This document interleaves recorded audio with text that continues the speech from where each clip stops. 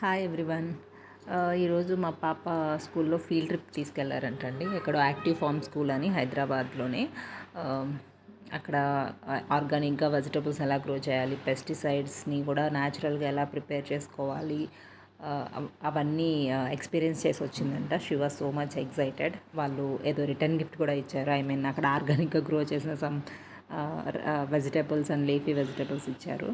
She was so much excited. Yeah, ఖచ్చితంగా ఈ జనరేషన్కి మనము ఫార్మింగ్ ఇంపార్టెన్స్ గురించి టీచ్ చేయాలి.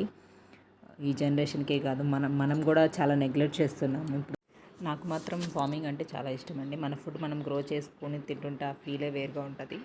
యా, మీలో కూడా చాలామందికి ఫార్మింగ్ అంటే, నాట్ ఫార్మింగ్, అట్లీస్ట్ మన ఫుడ్ మనం గ్రో చేసుకోవాలని ఇంట్రెస్ట్ ఉంటుంది. So try at your home.